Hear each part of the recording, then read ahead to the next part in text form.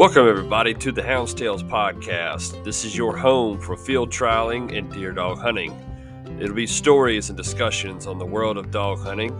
So let's drop the gate, cast your hounds, and get ready for another episode of the Hound's Tales podcast.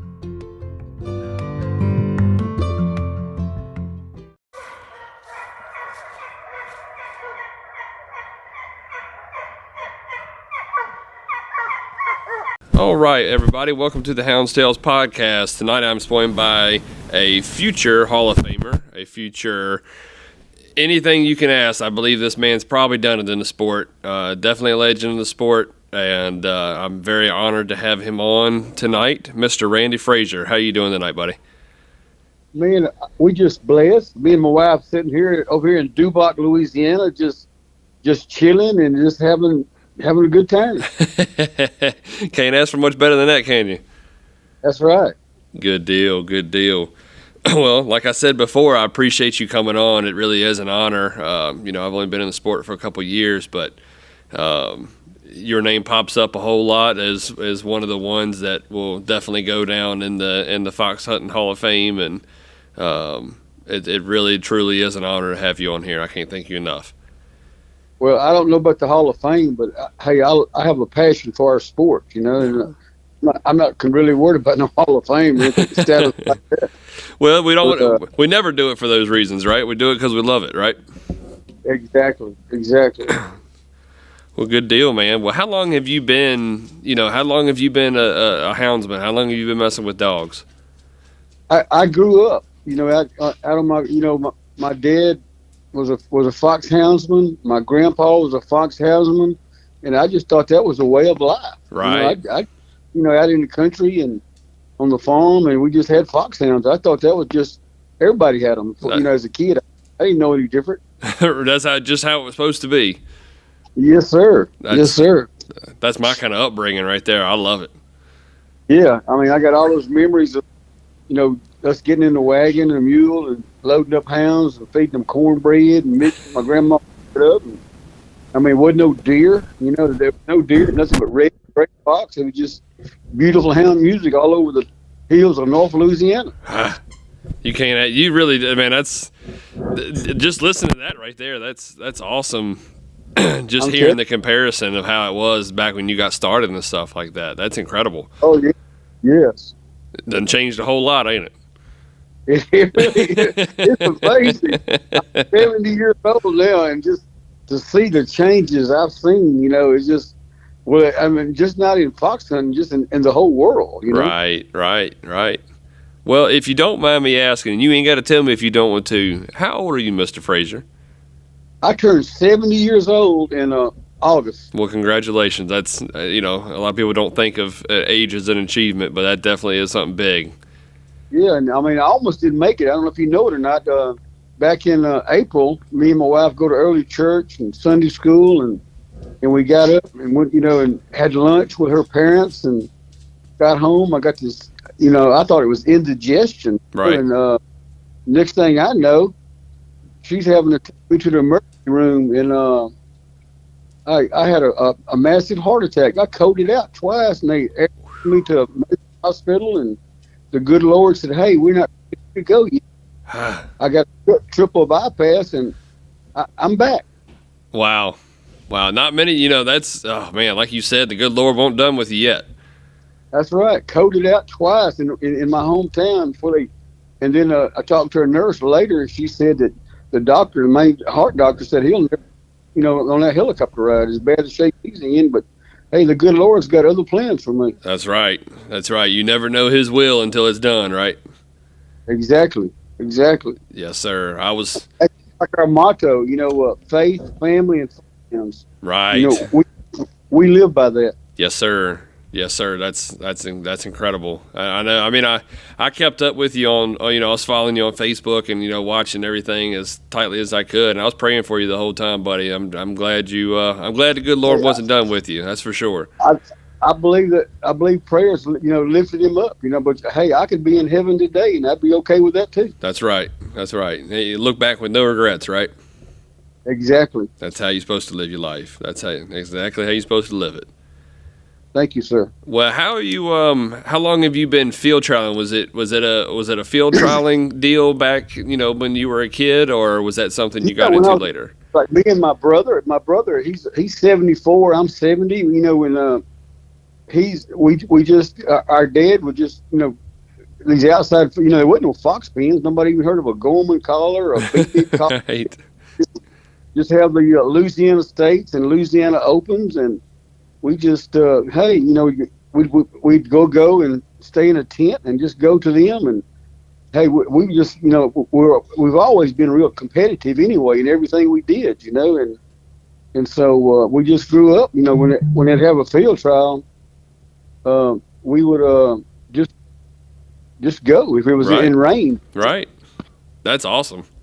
That's awesome. Heck So yeah.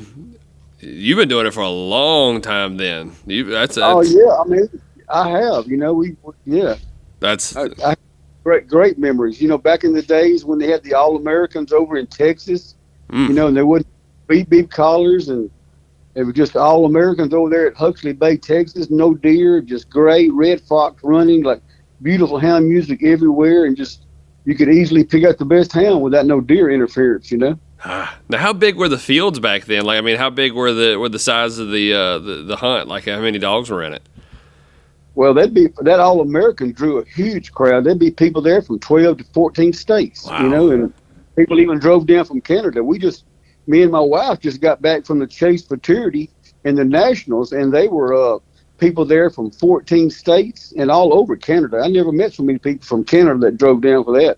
It was a great time. That's awesome. That's one I have to experience. I really want to experience that hunt. I don't know what year I'll be able to do it, but it is definitely on the radar for me to get down there and experience that week.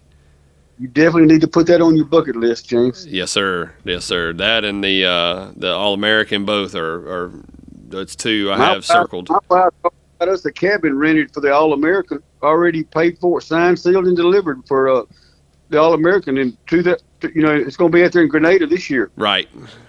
Yep. My buddy Derek Doss up here. He's got his cabin and stuff booked. He's been begging me to come down, but I don't think I'm gonna be able to make it this year. I'm hoping maybe the year after I got something and can manage the time right and maybe sneak down there for it. I understand.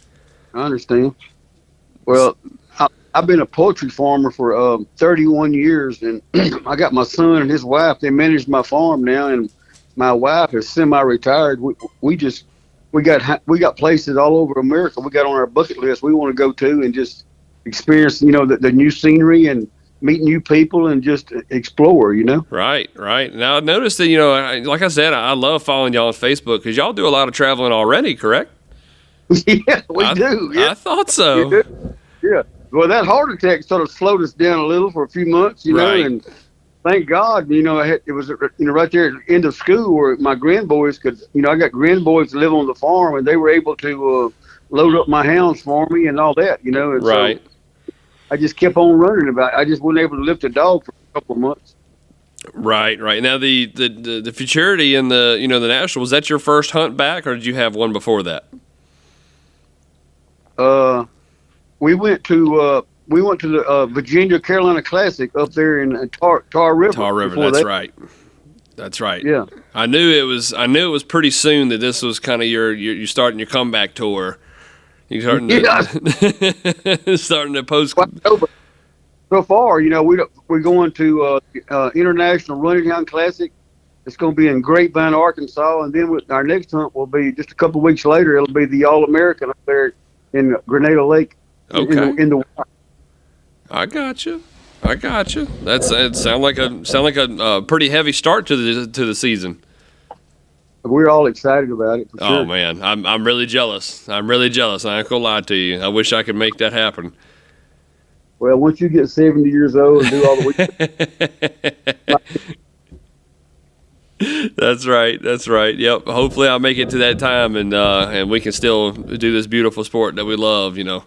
It's Man, I get up this. I mean, me and my brother, we got our little 70-acre fox pen, but we go down to a 250-acre pen down at Darbone Lake every Tuesday with about 4 or 5 more of our buddies, and it's just amazing running down there. The hound music we turn loose like around 4 o'clock and run to about 10:30, and this morning was just cool weather, 50 degrees. We had a blast. Yeah, that just sounds like a good time to me. That's awesome. It's something That's about right. it's something about that music, man. It brings you peace, don't it? It makes me dance. I mean, if I get lucky enough to place a dog in the top 10, it's been a tradition. I dance all the way up.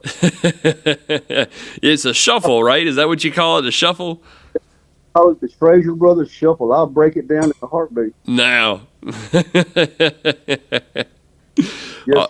Hopefully I'll be at a hunt with you sometime soon, and I can watch you do the shuffle all the way up there. Yeah, I would love that. I didn't get to shuffle any at the Chase Fraternity or the Nationals. The best I could do, I had a dog that placed 10th in endurance in the National. That was my best showing right there. Gotcha. Well, everybody said that was the people that I talked to down there said it was a pretty good hunt. It was a tough hunt. Yeah, it was. It was. I was real pleased with my hounds. They performed. They're just, over there. It's not like in a fox pen. You don't get to. They don't get to be. They could be doing it 10 miles there and nobody's seeing them. Right. Yep. That's the one trick to the outside hunts. That's one thing that's always scared me about them is, once they're out, and you got to pray to the good Lord that they stay in the right places. Yeah, that's exactly right. I had one dog that had 25 to hunt and 250 speed and drive. That's the one that placed 10th in endurance. He was right there knocking on the door. I was going to say, that's knocking on it. It is, yeah. That's it not sure is. Because it only took it. What did it take to get into the top 10 in speed? Do you remember? I don't even remember. What it was, but we didn't get in the top 10. The only top 10 we got was endurance. Right. I don't think you were too far, if I'm not mistaken. I may be completely wrong on that, but I think it was in the 300s or something like that. You may have been one or two crossings away from getting in. Oh yeah, just the luck of the draw. That hound is strong. I'm gonna run him back in the All-American. He's the one, and bring 4 or 5 more. Right. Well, hopefully this time he'll do something. He'll finish it out strong for you. You never know, because I had one female last year's All-American scored hunting every day, and this year she didn't score a point in hunting in 3 days at the National. Wow. I know she was hunting because but just didn't get seen doing it. Yep. That's it. Right place, right time, right? That's just the name of the game on the outside. That's it. So let's talk about your kennels. Frasier Brother Kennels. How did it get started? I don't think, if I'm not mistaken, it wasn't Frasier Brother Kennels for a while, right? It was another name, right? Well, me and my brother have always been real competitive against one another. We would go to these hunts. He had his kennels, Cypress Creek Kennels. I had mine, Sandy Creek Kennels. And we, whoever did the best, would have to mow the other one's yard, as all kind of different things like that, wash their cars, stuff like that. And then, our partners just would begin to dwindle away. And we said, hey, why not, we don't have any sisters, nothing. It's just him and me. Right. And he's the hardest hunter I know. That brother, man, is amazing. And he's just a fox pen guru, a hound guru, and his name is Barry Frasier. He's nobody loves a sport more than him. He's just been my mentor. Right. And we just said, hey, let's just we're Frasiers. Let's be the Frasier brothers. And so that's how it got started. I love it. We just joined together, and we've been rolling ever since. I love it. Now I've been hearing this name going around, and I want to know the story behind it. And there's always a color y'all are wearing, the Ragin Reds. What's the story behind that? The story is this: I've been married twice, and my first wife, we had this poultry farm over here, and she decided she wanted to leave me and my 2 kids, my daughter and my son. Right. And so there I was. I had a great job. I was over the city of Ruston, the water and sewer. Had a great job, and she was the one that wanted to be a chicken farmer. And she did 2 flocks of chickens, and she said, "I'm done with you. I'm done with the chickens. I'm done with there. I'm moving." And so I just prayed to the good Lord. I said, "Lord," I didn't even see it coming, And so asked God, I said, look, I'm not going to run away from you. I'm going to run to you. Right. And, I said, I'm going to, settle back on my dog running for a little while, cut back on all this because I got to raise these 2 kids. I got a job, and I got to do this chicken farm right by myself. Right. I said, and I told her, I said, well, I got rid of those dogs and temporarily, and then I told some buddies, I said, I am ready to get back in the foxhound business as soon as the good Lord gives me the signal. And this buddy from Texas named Trent Loper, he's a well-known breeder of hounds. Right. He called me up and he said, I got these 4 solid red male dogs, and they're off Ragin Red, Guinea D. He said, I think you'll like them. They're 10 months old. I took them. I fell in love with them, and I just figured that was a sign from God, and I've been crazy about red ever since. That's awesome. Yeah. That's and awesome. So that's how that happened. I got on red shirts and all that, right? And all my trucks are red. Yep. I got 3 solid red trucks, and we had all the covers on the Chase for all those years of those Ragin Reds on the cover of the Chase. Yes, sir. Yes, sir. That's what I was going to say. That's one of the, because it's mostly, if not all, you correct me if I'm wrong, but it's all of your family in those pictures, correct? Exactly. Me and my brother's family, yeah. And my wife, yeah. That's all our family. Yeah. Love it. That's incredible. I've always thought that was really neat that the whole family is part of it. They've been our biggest supporters. They with us through thick and thin, Right. You can't do it without them, right? Our mother's still 93 and still not in a nursing home and doing great. Yeah, I see them pictures on Facebook all the time. You taking her out to eat and getting your hair done and stuff. Oh, that's right. So the Ragin Reds was never a kennel name. That was just a nickname that y'all ended up getting. Yeah, people just call us. People still call me Ragin Reds. That's all those years, And those Ragin Reds are still in our pedigrees right now. Okay. I got a current stud dog called Frasier. He's a champion, Frasier Brothers shooter. Yep. He's a 3-day champion, 2-time dual champion. He's got Ragin Red in it. It goes back, maybe a couple of generations, but it's in pedigree. And all our got some Ragin Red, one on either top or bottom. That's awesome that you can keep it in there that long. It is. It really is. That's a hard feat. That's a really hard feat for one to produce dogs that are good enough to breed to for that long, and then to be able to hold true to them and breed in house. So that's incredible. Right. We like to raise our own, own puppies, and, yep. And like that. So we just been blessed with that. Right. That's awesome.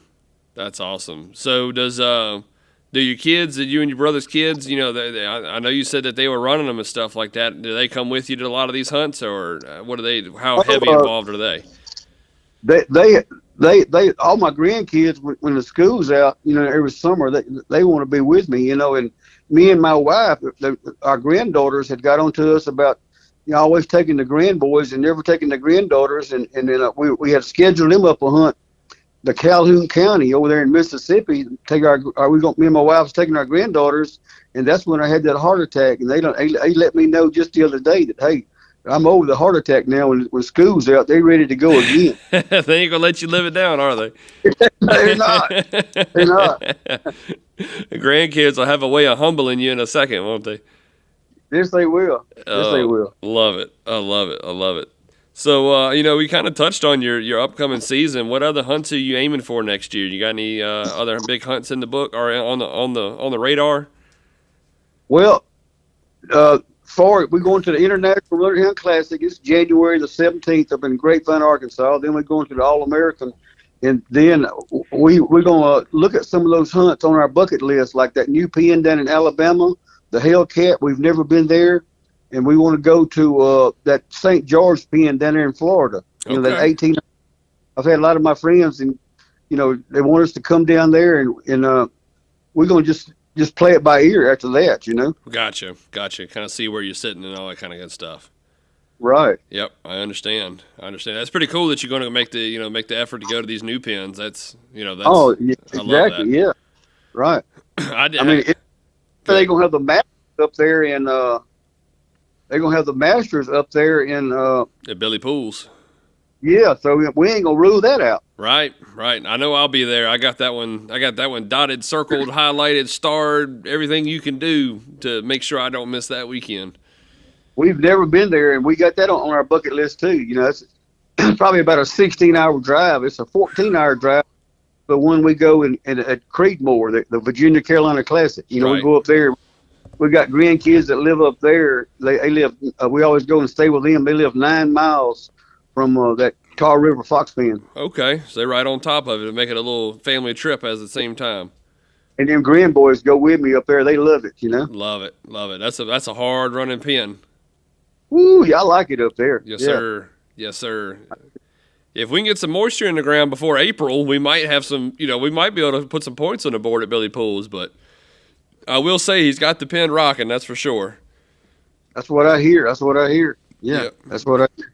Yep, we were at the Southern Classic Open this past weekend, and golly, it was so dry. It just killed the scores. But the running was there. Yeah. There's plenty of game, but the scores itself were a little left to be desired. But the judges worked their butts off, and hats off to them for doing as good as they can. And it was. I've judged a lot of hunts myself under any kind of adverse condition you can ever imagine. You know, over the years, you know, my favorite was able to ride to the horseback.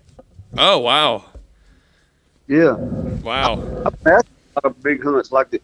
I've judged the USO. I mastered the International Running Hound Classic.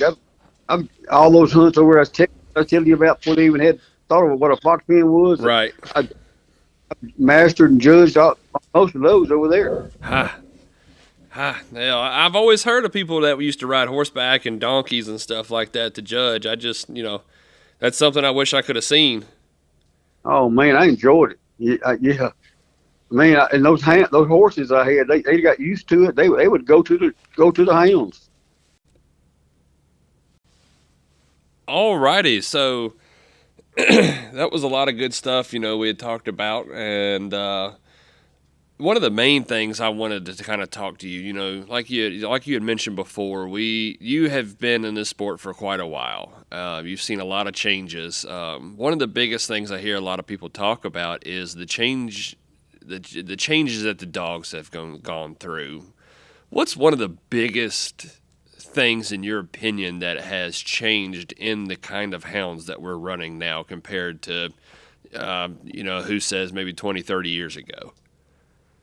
Well, in my opinion, they're just looking for more speed than they are hunt and trail and the old traditional, ways of actually having hound dogs. You go to these hunts and you see all these dogs just running down the right-of-ways and the road right-of-ways, just looking to see the game and just, cut ahead of other dogs without really doing all the good, hard, honest work. Right. That's one of the big things that I've heard. It's like, the how do I say it? The traditional dog is becoming a lost form, and I've heard some people even mention that it's almost becoming a not necessarily detrimental, but for lack of words, it's almost putting a bad image on the sport. Like there's so many dogs. Like if you go to judge a field trial, there's so many hounds in the road. Right. The lack of dogs being in the woods and I trying to get it out. hate seeing that, but it's what it is, and that there's certain breeds of walker dogs though that will actually, aren't so roady. And I've trying to get that breed in my program, and right. I'm liking what I'm seeing so far, Okay. I can go in pins and then I can go in over, on the outside and compete. So it's a good thing. That's hard to find now. That's a really hard thing to find. It is, yes, sir. I know that's another thing that I've noticed is like, I veer from the outside hunts, especially local hunts, and this is not me taking a stab at them or nothing like that. It's just, it's so dangerous on the outside. So it's hard for me to go in any local hunts, but I would love to be able to try to go and do some. But I have a few, when I see some, like some of the bigger ones, like we had talked before, like the All-American and those kind of hunts. Right. The All-American's coming up, and we've already got our cabin on the lake. we're super excited about it. Going to take 5 or 6 hounds over there and give it a whirl. I'm pretty jealous. I'm, I'm very jealous. I really am. It's a big time. You get to see people there from like 15 to 16 states and people from all over Canada. It's a wonderful week. Yeah, I'm hoping here in the near, next couple of years I can make it happen. But next year, I got too much on the plate for next year. But maybe one of these years coming up, I can definitely get it in. But they have a lot of good hunts there. They have 5 or 6 hunts over there in that area. That's a great place to go. It's down in Grenada, right? It is Grenada, Mississippi. I've been going to that Chase Futurity for 22 years without missing. I go to some of the local hunts also, like the Mississippi State, Grenada Lake. They got 5 or 6 big hunts there. They usually have over 300 or 400 dogs at each event. Great turnout. I bet that's something I bet that's a sight too, because those grounds are just historic. That's right. Yeah. That's one of the biggest things that I've always heard people talk about is, when you go down there for that, you don't go necessarily. I mean, you go to compete. Obviously, you're going down to compete, but the heritage behind being down there and being in that area is just something that's unmatched. It is, and the people that live there treat you so graciously. It's just they're glad you're there because even the city politicians, they come out there to the banquet and talk about how they're creating revenue for their area. It's a good thing. I was going to say that's probably a huge revenue for them. It's about like Martinsville. When just as a reference, like when COVID hit and they had to cancel the spring Martinsville race, like the Martinsville community took a huge hit because they lost that weekend, and I'm sure it would be the same way if they lost, they lost these hunts down there in Grenada. That's right. Yes, sir. It would. People travel from all over America just to come there. Right. Now, so I'm going to touch back on something you said. You're working on getting something, some of the hunt back in your kennels. You don't have to give no secrets away, nothing like that. But what kind of breeding are you looking for? I'm looking for dogs, that'll keep their nose on the ground. Right. And they'll go out there looking, to find game, not just depending on other dogs to find it for them. Then just go snatch it away from them, I've got good dogs like that, through my program that, I had a dog score 25 to hunt in 175 speed and drive in one day at that national here. That dog had never been exposed to the, outside before. That's a good day. So, yeah. And that was on the second day, of the nationals, and that was third high, speed and drive for the day. I think the high dog had 195. Right. So you got to have a dog that'll go out there and look for game, and you get these dogs that are just all they want to do is just snatch and grab. They're not going to be looking for no game. All they sit around just listening for the dogs to jump something where they can just go cut it off. Right. I don't like that kind of dogs. That's one of my favorite things about judging is you get to see these kind of dogs, and you get to see like, okay, that dog may have scored well in the hunt, but I saw what he was doing the entire time. Right. You know what I mean? Like I saw him pop out in the road a couple times and sit for a few seconds and listen for the chase and then cut to it. They'll run it by one judge, he'll score them, then they quit. Right. And they go around and try to cut them off again and get another score. But you get real consistent doing that, you're going to have a good score. That's right. Especially with your 10-minute rules and stuff like that, you're not really losing anything if you can cut them good enough. Yeah, I've actually owned a dog one time. I seen he had the lead, got the score, and then he cut himself. He just quit running and went, and cut and just went and took an angle and tried to, get further ahead. If I'd have been a judge, he was my dog. I witnessed it. I would have scratched that dog. Right. Yeah. Cutting his own track. Oh, man. Yeah. That's tough. I didn't own him long after that. Right. I bet you didn't. No, sir. I bet you didn't. So is there any Is there any like names that you look for in the breeding of a dog that you're like, okay, that dog right there is going to throw? You know, everybody talks about the Helm stock. You know, everybody knows. You know, I mean, I haven't been in when I first got into it. Everybody, that was one of the first names I learned was if you saw Helms in the breeding, you knew it was going to have a lot of hunt. Right. Is there any other dogs that are producing right now that are That Mighty Men breeding, that that goes back to DNS Mighty Men. yeah, That's the breed I like. But okay, it just they you have more hunt to them, more trail, more of the old traditional dogs. And of course they ain't all like that. But right. a vast, a good majority of them, will are game producers in trail and hunt and do the old traditional way. I got you. I got you. I got a dog with some mighty man in him, and he's a hunting fool, so that makes a lot of sense. Yeah, they got endurance too. They won't they'll just keep hunting, even though that sometimes you go to a pen that there's not much game there. They'll keep continuing to hunt. Right. They're not all. It's not 100%. Just I've seen dogs with that didn't have hardly any hunt to them at all. And their brothers and sisters were just hunting machines. Mm-hmm. Yep. It's funny how certain litters will split up like that. Right. So, in a conversation to me, and I'd like to get your opinion on this. Me and a buddy were talking the other day. It's a turning. It seems to be a very, and I'm sure this happens every couple of years. And it seems right now that we're in the middle of a turning point as far as your breeding goes. Like your top producing studs. Obviously Jimmy B has been on the top for the past 4 or 5, 6 years, however long it was. And now he's passed, and it's almost Right. there's getting ready to be a passing of the torch. Chrome is producing really good, but and then you talk about DNS Mighty Man and stuff like that. There's a lot of those, and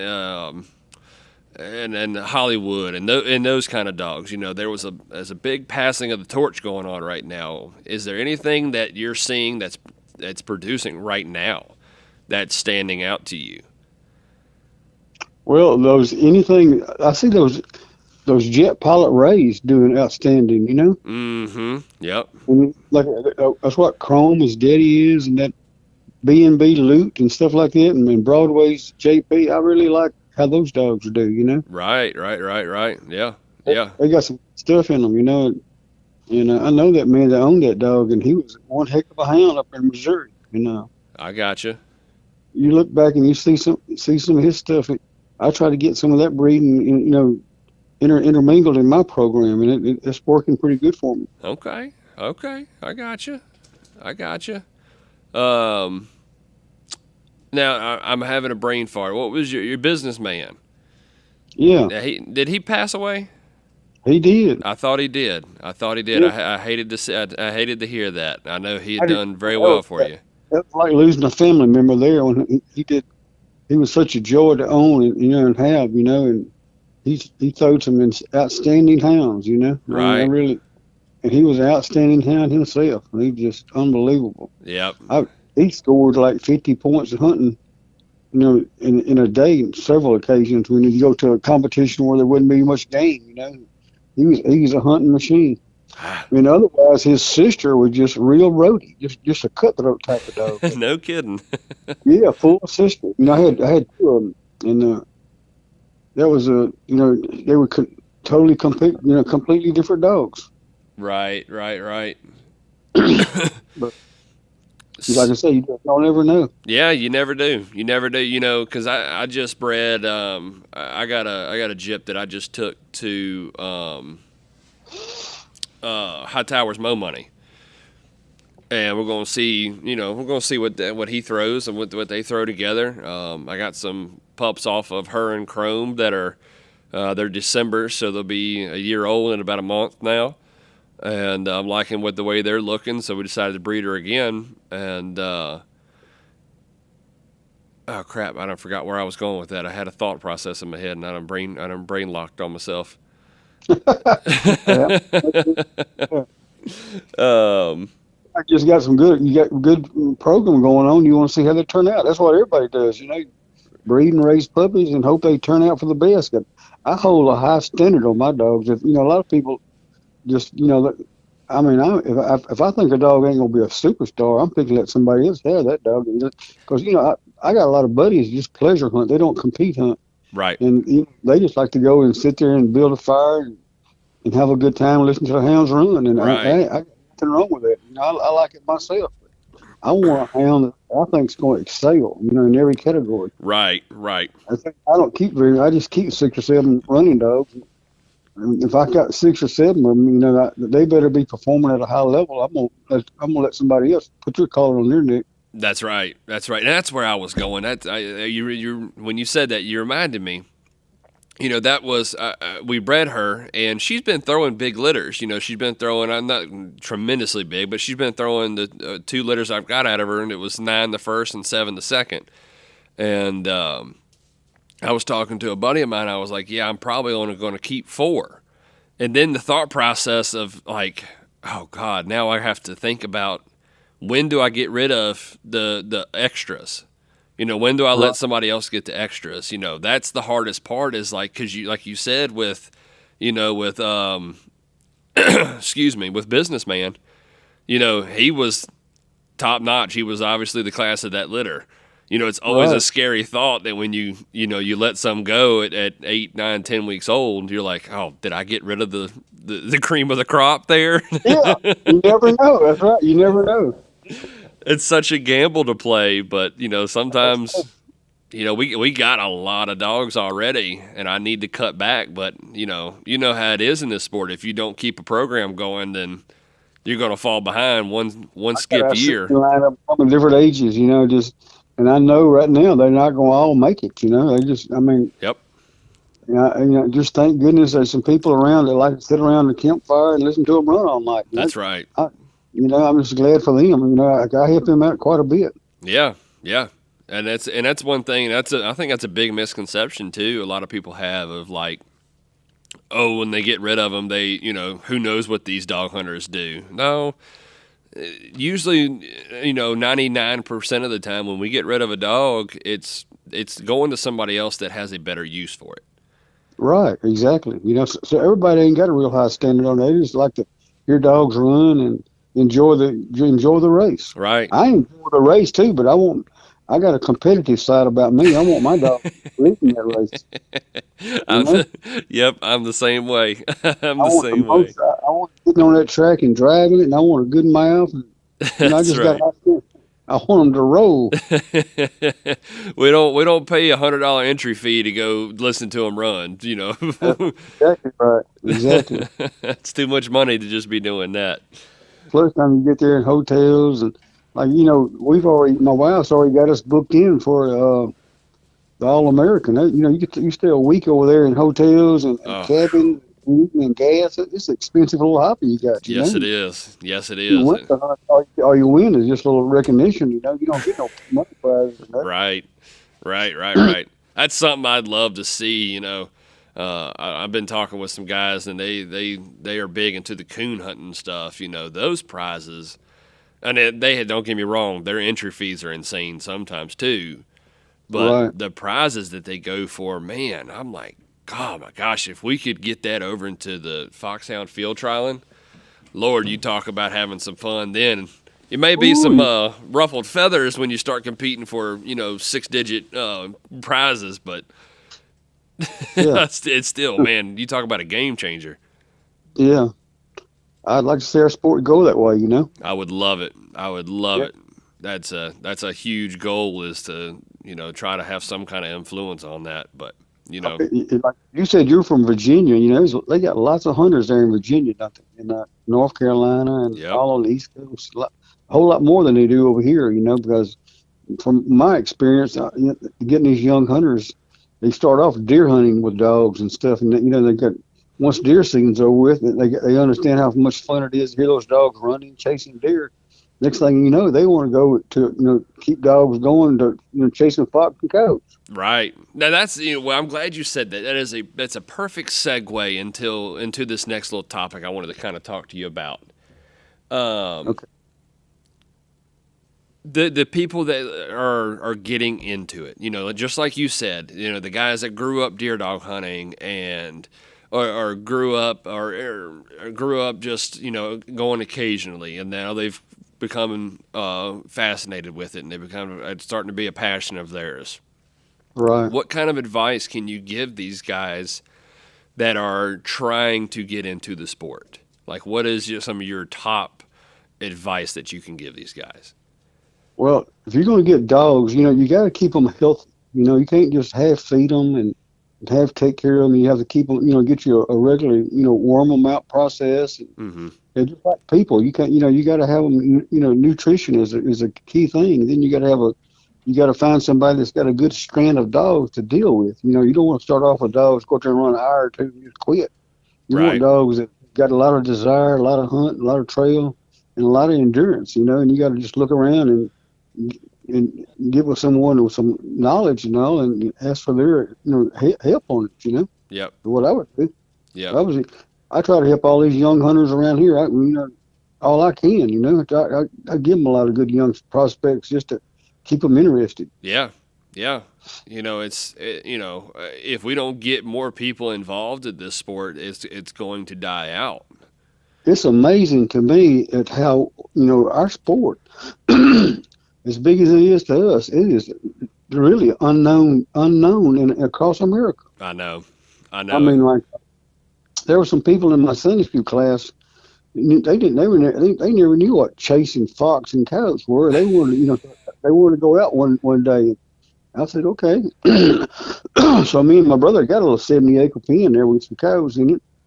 We go out there with these people that never have seen it before. They think you're going out coyote hunting, you're going out and shooting them with a gun, and right. Got predator calls and call them up and shoot them, and we said, I said no. I explained it to them. All we're going to do is just, we're looking for the hound that's leading the race, the one that's got the most speed, the best mouth, and those people got, they still go with me today, right? On weekends and stuff like that. They had no clue about our sport, and I'm thankful I could show them what it was all about. And that's what it takes. It's I've got some guys at work, on that premise. It's like, that I would drive like on a Thursday when I had to go down right after work. I'd have the side by side loaded on the trailer, and it was easier for me to just haul the truck and the trailer and all that stuff to work. That way, when I get off, I can go load the dogs up and haul tail to south.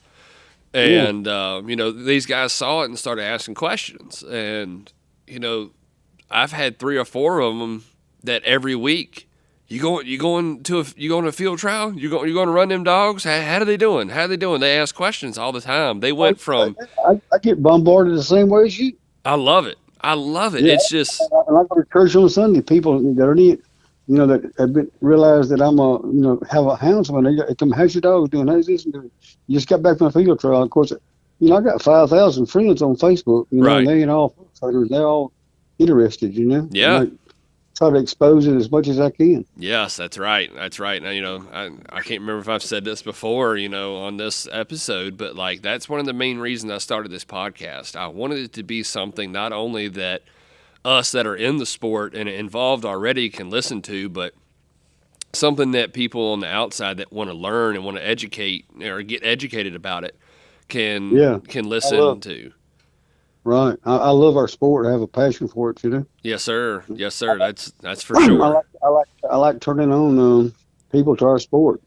Right. I mean, it's amazing to me that people don't even have a clue. And they just, but anybody I get around, I try to introduce them to it on a positive note. And most of the time, it's very, very rare that I've ever talked to somebody about it and they've just, gross, that's awful. What are you doing? How can you do something like that? Almost every time it turns out, like you said, like these people just become fascinated with it and want to learn more and want to see more. And all these politicians, the ones I know, here in Louisiana, they really like it too. The ones I know personally, Right. They're some of the ones that want to go out and with me to hear the hounds that chase cows. They thought they didn't have a clue what it was. Yeah. They thought you're gonna go out there and like a hog baying or something. So we don't put up with no baying cows and stuff. We don't kill them or nothing else. We just in it for the chase and the competition. Yep. I remember the first time I had a guy ask me. I told him I was going to hunt, and I come back the next weekend. He said, "Well, did you get any?" I said, "Get get any what?" He said, "Foxes." I said, "No, no, no, no, no, no. We don't kill them. We don't hurt them. It's not like that." Yeah. People just ain't you got a miscrewed idea about what we do. You'd be surprised how many people would really enjoy it if they had an idea what was even going on. That's right. That's right. So, kind of going back a little bit on this, what can people do? A question that's been asked to me before, and actually, believe it or not, at the last 3 day that I was at Billy Pools, we had some guys. I was sitting there watching the bench show. I love watching the bench shows. It's one of my favorite things to do is sit down and watch the bench shows. And when I was there, it was some people I'd never seen before, at the on one of the tables, and I turned around and kind of introduced myself, and started talking. Turns out that these guys had interest in getting in the sport and came by Billy Pools and just started talking to people. Right. I thought that was an excellent way, and they had said that it wasn't the first time they had done it, and I forgot who they got dogs from. I think it might have been Chris and Angela Powell. I think they got 2 or 3 dogs from them, and they're going to start getting into field trialing. But they came to the pens to watch what was going on and educate themselves before they got into it. And I was like, man, that's such a good idea. You don't ever see anybody that's getting into the sport do that. I just thought that was, I thought that was a really neat idea for those guys. I love our sport, don't you? I can tell you do. Oh my gosh. Oh my gosh. It's, my wife kicks me in the tail every time I talk about it, which is almost every day. But the first field trial I went to, she said, "Please don't go." I said, "What are you talking about?" She said, "I know you," and I was an avid deer hunter. I'm still an avid deer hunter. Don't get me wrong. And she said, "I know how this is going to end." And I went down there and placed one of my tree stock dogs in an outside field trial, and there was no looking back. It was on since then. That's great news. I'm glad me and you have been connected here together. Yes. You've got the same passion for the sport as I do. Absolutely. Absolutely. We're a long way apart, Virginia to Louisiana. Well, and that's a beautiful thing about the sport. That's another beautiful thing. Without this sport, I never would have had the chance to talk to you. I never would have had the chance to make this connection. Right. That's amazing to me. All the people, that when I go to those big hunts in Grenada, like the fraternity and nationals and all American, just meeting people that all over America that come there to enjoy that week, like we do. It's a blessing, Right. It really is. It really, truthfully is, and I've made so many friends doing this stuff, and people listening that are trying to get in. That's another good point. Is like, if you do have a passion for dogs and you have a passion for competing and enjoying the sound of the hound, then you're going to make friends in the sport. You're going to find your people. You're going to find who you want to be around, and I promise that's where some of your best friends will be coming from. That's right. Like I got up this morning at 2:00 and went and loaded my hounds up, drove about 30 miles to a pen that's about 250 acres down at Darbone Lake. Okay. And there was supposed to have been several people going there, but my brother, him and his buddies are leaving in the morning going to Missouri, that Wolfhound Classic, and then my other buddy that hunts with us on Tuesday mornings is going to up there at Merle Hogue's pen up in Kentucky. Okay. So there I was right there by myself. I said, well, hey, that's all right with me. I had every crossing. And and some people laugh at me. I'm not the best Christian in the world, but when I got the pen to myself, and I try to catch as many crossings as I can. Don't get me wrong, but there's sometimes about that 2 or 3 hour mark. That's my time to be at peace, and I can connect with the big man upstairs at that time. I'll tell you, I enjoyed it. I give all the glory to God today. I said, man, thank you, Lord, for letting me experience this good day. The weather was cool, 31 degrees, and no wind was blowing, and the hounds were just they were just, they were just making wonderful hound music. And I enjoyed every minute of it. Ah, And I just can't wait until I can get, the thing about it is I'm all excited about my next hunt. Can't wait to go again now. that's right. Yeah. That's right. My wife gives me hell all the time. She says, "Don't you ever think about anything else?" I'm like, sometimes, but most of the time I'm planning my next move and looking forward to the next time I can drop that gate. That's me too. I just get, I mean, it's hard for me to, like when I go and hard for me to get a good night's rest, just anticipating what I'm fixing to go do the next morning. Oh man, I'm right the night before a field trial. I'm that way the night before a field trial starts and the night before the first day of hunting season. That's Yeah. my 2 nights where I can pretty much just X them off of getting any sleep.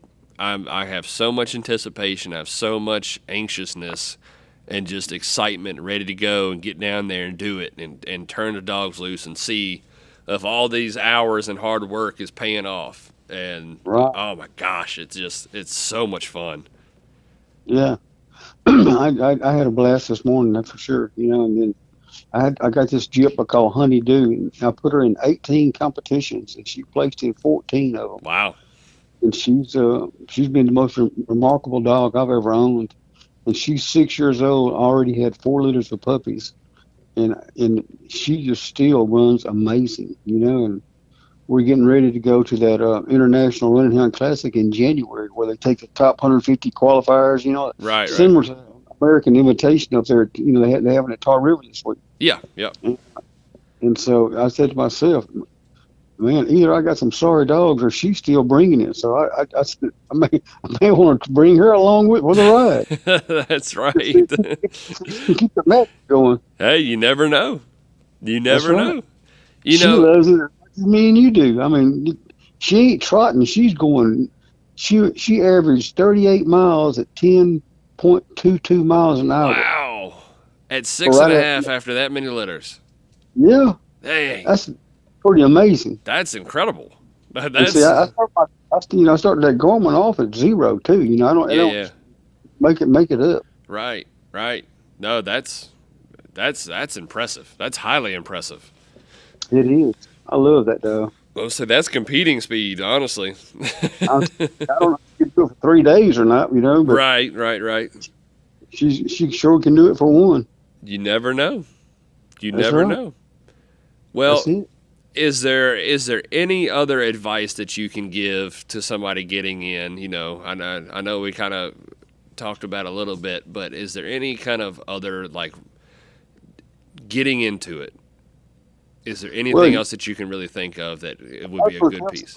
But you need to go to some trustworthy people, Mm-hmm. That know hounds, and they're not going to mislead you about just trying to get rid of them, make a little dollar or something, Right. and get you started off on the right foot. Because a lot of these young hunters get out there, and people will just let them have some culls, just to get rid of them. Right. And they go to those field trials, and those dogs score 20 points, and those dogs are scoring 300 or 400. And you got to deal with people that are trustworthy. That are going to lead you in the right direction. Yeah, that's right. That's the best advice I could give somebody, because a lot of people, in the world we live in, are still dishonest, even though they're in the fox hunting world. Right. Yep. There's definitely got to watch and be careful. Do you and a good point to that is before you jump to a dog, do your research. There you go. It's real easy. Like Mr. Frasier here, and there's plenty of other guys that if you were like, hey, I'm looking at this dog, I'm looking for advice, I'm getting to the sport, I'm sure they would be willing to say yay, nay, Right. 100%. That's like one of my buddies that's going to that Missouri hunt. I'm not going to call his name on his podcast. I told him straight up, I said, listen, go enjoy yourself. Them dogs they're not going to make they're not going to be competitive. I just been watching them run. I just said, I said, no way would I put a number on them. Right. Some people just don't have a clue. They just want to go, and that's fine. That's fine too. Yep. And that's another thing too. And I'll kind of chime in, and you can chime in too on this. And this is one thing that it took me a little bit to learn. When you do get in, you get your dogs, and you're getting set up, and you're watching them run, and you're pleasure running. and you go to a hunt, maybe 1 or 2 hunts in, that dog will tell you when they're done, when they need a break. Yeah. Don't. They need to be laid up and recharged. Yep. Yep, that's the biggest thing. And, it took me a while to learn it because, when I got in, I only had 1 or 2 dogs. So anytime that I made the rookie mistake of when I was ready to go to a hunt, I just said, okay, you're it. That's the only thing I got. You get in the truck, let's go. Let's go see what we can do. Yeah. You can wear them out because it's amazing what they go through. Oh, running man. through those and everything wide open, 90 to nothing. Those good ones. They get drained. Well, think about the stats you just said. I don't know how many hours that little Jip ran, but 30 miles at 10.5 miles an hour? It was 6 hours. Yeah. Yeah, so 6 hours, that many miles. I mean, think about trying to do that as a person. Right. So. I mean, and that's going through a lot of thickets and stuff too. Right. Fires and things like that. And that ain't running up down no road. She don't do that. Yep. A lot of people misgauge it on their Gormans because them dogs are running down pipelines and road right-of-ways and all that. Right. When you see her, she's running the code. Now, like she's supposed to be doing. That's right. Love it. That's how come she placed in 14 out of 18 hunts. That's right. 2 of the 4 times she didn't get in the top 10, she come in 11th. That's it. Yeah. That's potent right there. That's potent. I'm telling you, yeah. I had her toe taken off one time and went to the Virginia Carolina Classic up there at Tar River. Never had been up there before. It was a 14-hour drive, and I had a vet. She broke her toe. I didn't know how she was going to do in her first competition after that. And the first day, she went 575 points. Wow. And she wound up 3rd overall in 3 days with a toe off. Wow. She was incredible. That's a good dog. Yes, sir. I'm gonna have to sneak down there and get a puppy out of that thing. I'm telling you, she's something special. I love it. Yeah. I love it. Well, Mr. Frasier, I believe that's going to be a good little episode right there. I think we got about an hour into this, everything together as a whole.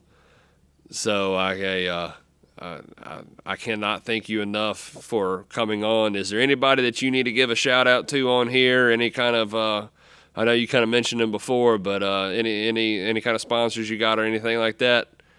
Man, I got State Farm, I got Origin Bank, and I got 8 sponsors that pay for my stud dog ads, and then Hunter's Horn every like Blades Electric, WC Equipment, Southern Ag Credit. They finance my farm operation. I'm just so thankful that all these people, they want to endorse me and my sport, and I help spread the word of what a good business they are to deal with. Right. That's a blessing you got. That's for sure. That's a real blessing. And last but not least, I don't want to forget Showtime Feeds. They got me a full-page ad in the Hunter's Horn this month. Yeah, I got mine today. I seen that in there. Yeah, that's exactly right. Yep. So they're good to me, and I just really appreciate all my sponsors. Awesome. Well, Mr. Frasier, I can't thank you enough for coming on.